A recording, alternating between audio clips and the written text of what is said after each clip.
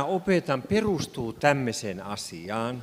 Se, mitä mä õpetan, se on rajatud selliselle asjale, Kun Raamattu, Uusi testamentti puhuu Jeesuksesta ja Jumalan armosta. kui piibel, siis Uus Testament räägib Jeesusest ja Jumala armust, Niin ne sanat, joita siellä kirjoitetaan ja ne sanat, joilla siellä puhutaan, ne ovat sellaisessa kielioppimuodossa, siis need sõnad, mida seal kasutatakse, kui räägitakse nendest asjadest, nad on sellises grammatilises vormis, joka tarkoittaa sitä, mis tähendab seda, että joku asia, joku teko, et mingi asi, mingi tegu, se on alkanut ja se on loppunut, see on alanud ja ta on lõppenud, mutta samanaikaisesti se niin kuin yhtä aikaa se peittää sisällensä menneisyyden, tämän hetken ja tulevaisuuden. aga samal ajal ta hõlmab endas nii minevikku, praegust hetke kui ka tulevikku.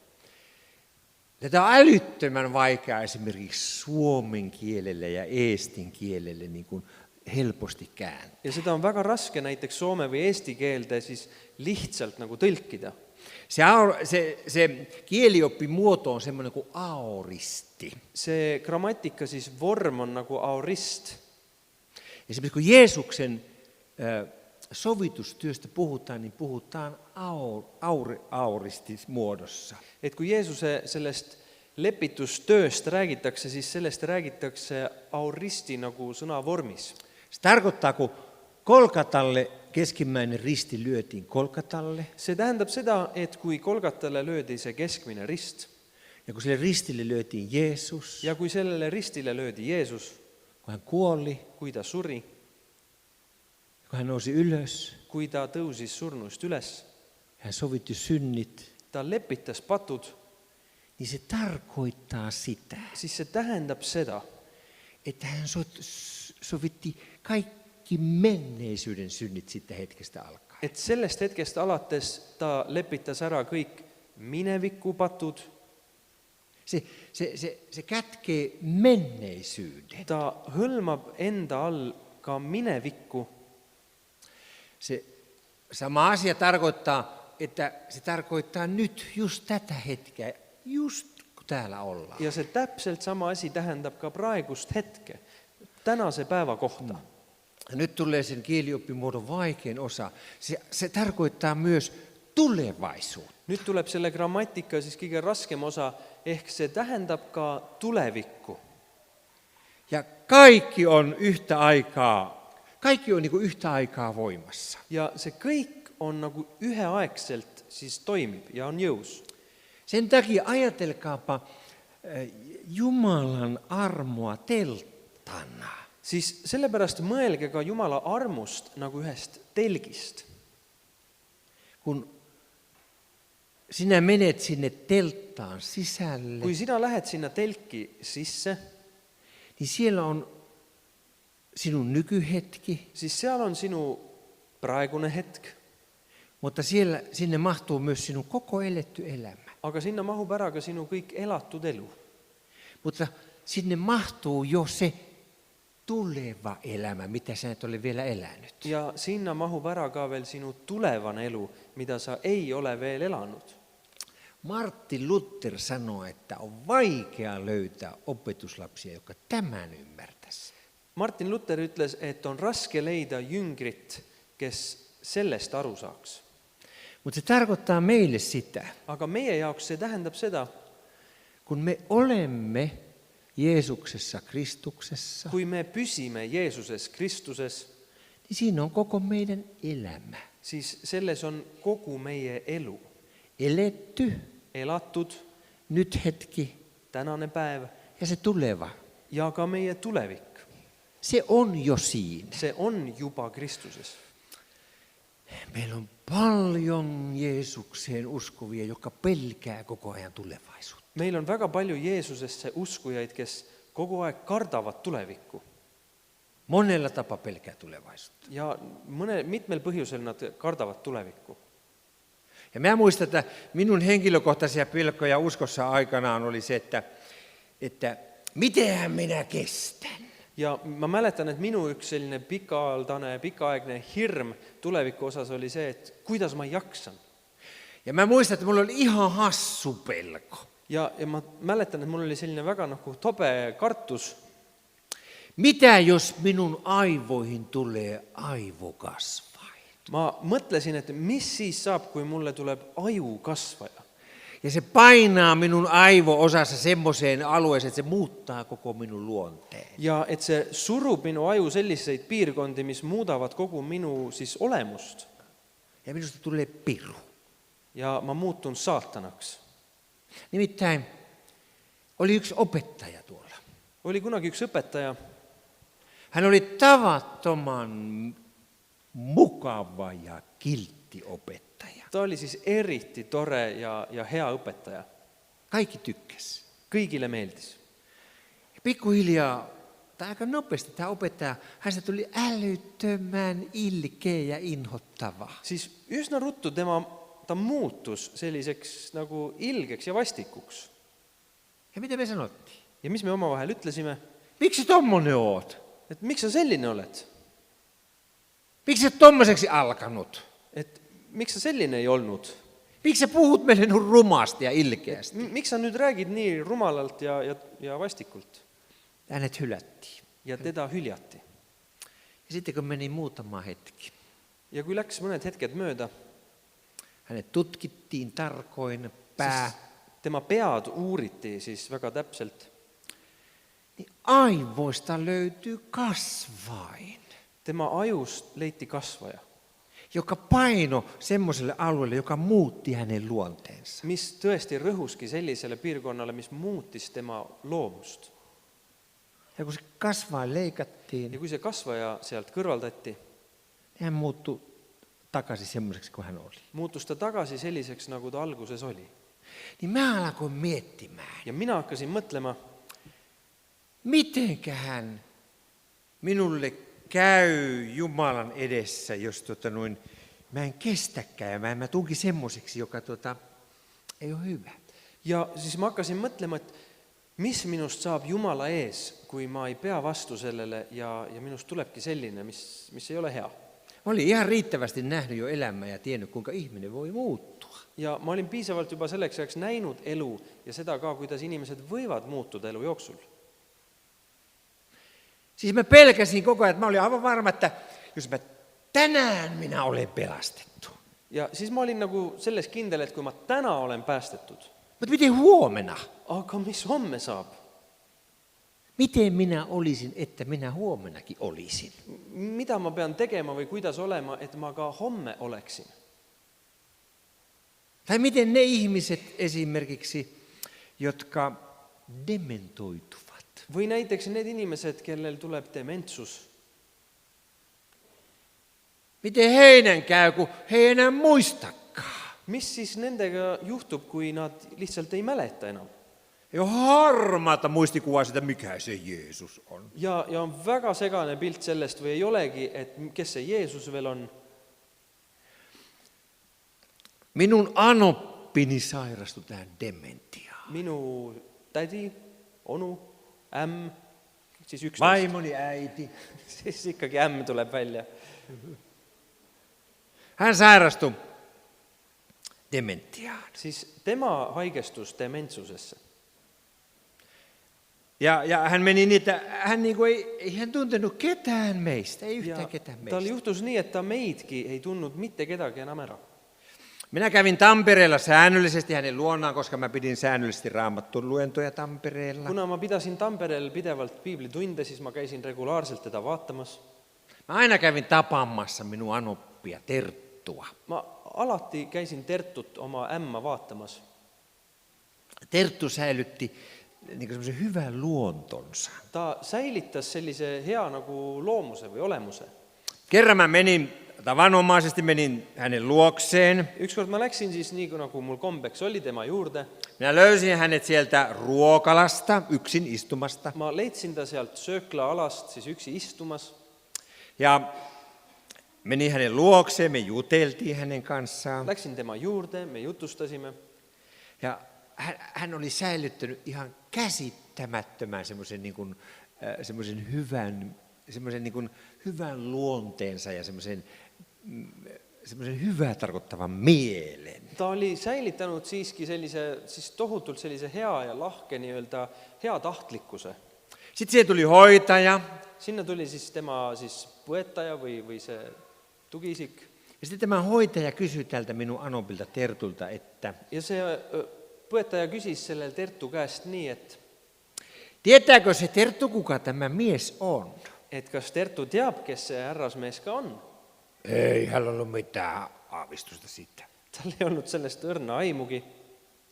Mä muistan, kun Terttu katsoi tätä hoitajaa. Ma mäletan, kui Tertu vaatas siis selle peale seda enda põetajat Ja sitten se katsoi minua. ja vaatas mind, Sitten se katsoi sitä hoitajaa. vaatas jälle seda Ja, põetajat ja vastasi hänelle. ja vastas talle, Voi olla. Võib-olla tean. Mieletöntä diplomatiaa. Tohutu diplomaatia. Sitten hän lähti tämä hoitaja lähti pois. See põetaja läks sealt siis minema. Sitten Marjo, vaimoni eli Tertun tytär, oli lähettänyt Tertulle äidille valokuvan. Siis Tertu tütar Marjo, minu abikaasa, oli saatnud oma emale siis pildi. Siinä valokuvassa oli Marjo ja minä. Seal foto peal olid siis Marjo ja mina. Ja minä näytin Tertulle sitä, että tässä on sinun tyttäresi Marjo. Näitasin siis Tertule, että vaata, siinä on sinu tytar Marjo. Ja joo. Ta ütles, Sitten tämä hoitaja tuli uudestaan siihen tilanteeseen. Ja siis see hooldaja tuli tagasi sinna olukorda. Katsoi sitä kuvaa. Saanko minäkin nähdä, hän kysyi. Vaatas seda pilti, küsis, kas temagi tohib seda vaadata. Sitten tämä hoitaja kysyi tältä Tertulta, tiedätkö sinä, ketä tässä kuvassa on? Ja siis see hooldaja küsis Tertu käest, et kas sa tead, kes need selle pildi peal on? Jälleen Terttu katsoi sitä hoitajaa ystävällisesti. Jälle Tertu vaatas sellele hooldajale otsa, Sitten katsoi minua vaatas sõbralikult ja mind taas hoitajaa. ja jälle seda hooldajat Ja sanoi hoitajalle, ja ütles hooldajale, sanoppa sinä. Aga ütle sina. Terttu oli älyttömän mukava. Siis Tertu oli väga meeldiv. Sitten me puhuttiin Tertun kanssa uskon asioista. Muistaako hän niistä? Me rääkisime Tertuga siis usuasjadest, kas ta neist mäletab midagi. Ja sitten nämä kysyi, että muistaako Terttu, kuka Jeesus on? Ma küsisin, et kas Tertu mäletab, kes on Jeesus. Ja Terttu taas ystävällisesti katteli ja Tertu jälle sõbralikult vaatas ja muigas, voi olla. et võib olla tõesti. Mutta hän sitten kun juteltiin enemmän, niin hän kysyi minulta, Aga kui me siis rohkem rääkisime, ta küsis minu käest, onko se joku mun lapsi? et kas see on keegi minu lastest.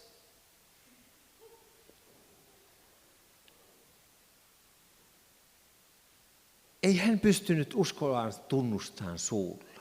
Ta ei suutnud usuasju või oma usku tunnistada oma suuga. Ei hän edes ymmärtänyt enää, mistä on kysymys. Ta isegi ei saanud enam aru, mida talt küsitakse. Hän oli niin kuin aivan pihalla kaikista tämmöisistä asioista ja kysymyksistä. Ta oli siis täiesti nagu kadunud nende küsimuste osas. Ja silloin joutuu kysymään. Ja siis sellistel hetkedel hakkad mõtlema, voiko Terttu olla pelastettu, kun hän ei edes ymmärrä mistään mitään? kas Tertu võib olla päästetud, kui ta isegi ei saa enam asjadest aru midagi? Voi. Võib. Nimittäin se Jumalan armo, siis se on sellainen teltta. See Jumala arm on suur telk. Siellä on minun koko elämä. Selles telgis on kogu minu elu. Siellä on minun menneisyys. Seal on minu minevik. Siellä on tämä minun nyt hetki. Seal on minu praegune hetk. Ja siellä on se minun tulevaisuus, onko se sitten millainen hyvänsä. Ja seal on ka minu tulevik, olgu see mis tahes sugune. Ja nämä kaikki ovat yhtä aikaa läsnä siinä Jeesuksessa ja pelastuksessa. aga need kõik on samal ajal koos Jeesuse päästes. Roomalaiskirjeen luvussa 8 jakeessa 35 siitä eteenpäin sanotaan tällä tavalla. Kiri roomlastele peatükk 8 ja salmid 35 alates. Kes võib meid lahutada Kristuse armastusest? Kas viletsus või ahistus või tagakiusamine või nälg või alasti olek või hädaoht või mõõk? Nagu on kirjutatud, sinu pärast surmatakse meid kogu päeva. Meid koheldakse nagu tapalambaid, kuid selles kõiges me saame täieliku võidu tema läbi, kes meid on armastanud. Sest ma olen veendunud, et ei surm ega elu, ei inglid ega peainglid, ei praegused ega tulevased, ei väed, ei kõrgus, ei sügavus ega mis tahes muu loodu suuda meid lahutada Jumala armastusest, mis on Kristuses Jeesuses meie Issandas. Mä käyn nämä pari viimeistä jaetta nyt niin kuin myös suomen kielellä läpi ja me mennään ihan hitaasti läpi ja katsotaan, mitä tässä sanotaan. Lähme nüüd, ma soome keeles ka võtan praegu need viimased read läbi ja vaatame, mida siin siis öeldakse. Tämä alkaa siis jakeessa 35 niin, että mikä voi erottaa meidät Kristuksen rakkaudesta. See hakkab salmis 35, et kes võib meid lahutada Kristuse armastusest. Ja sitten jakeessa 38 Paavali kirjoittaa näin. Ja salmis 38 Paulus kirjutab nii. Olen varma siitä, Sest olen selles veendunud, soka anteeksi, piipahdan jälleen kreikan kieliopissa. andke nüüd andeks, aga ma jälle korraks põikan kreeka keele siis grammatikasse. Tässä on kreikan grammatiikassa passiivi. Siin kasutatakse kreeka grammatikas passiivvormi. Kreikassa passiivi, niin kuin varmaan Suomessa ja Eestissäkin, tarkoittaa sitä, Ja kreeka keeles, nii nagu ka ilmselt soome ja eesti keeles, passiivvorm tähendab seda, että Paavali oli varma sen takia, että joku oli kertonut hänelle. et Paulus oli kindel sellepärast, et keegi oli temale rääkinud. Hänelle oli annettu se tieto. Temale oli see teadmine antud.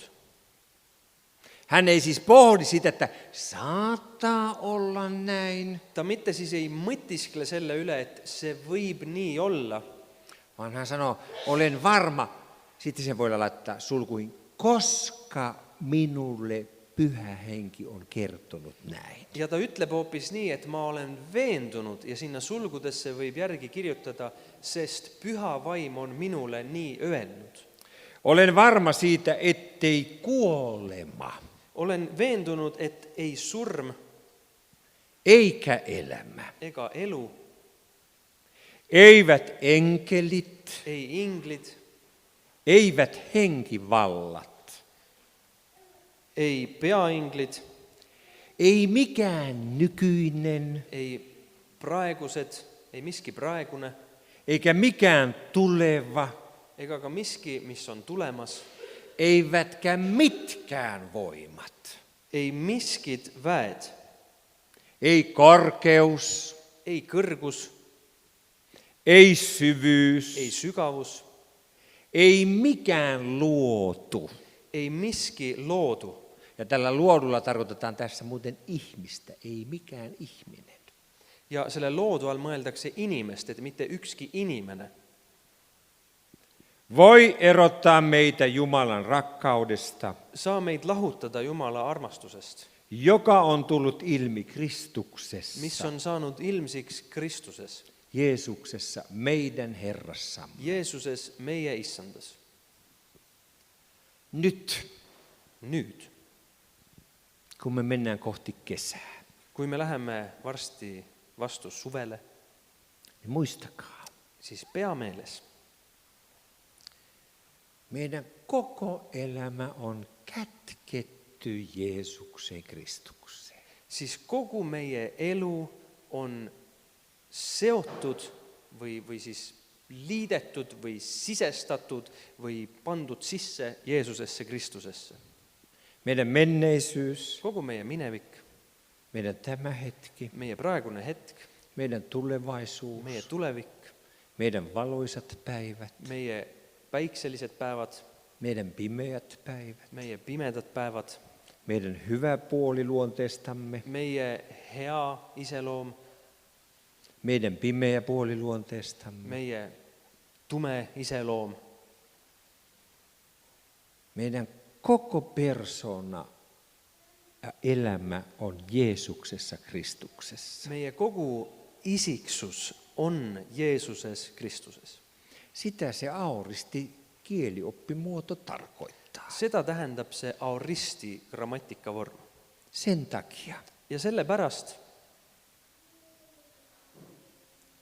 uskokaa tämä. uskuge seda. Sinun elämäsi on hänessä. Sinu elu on Jeesuses.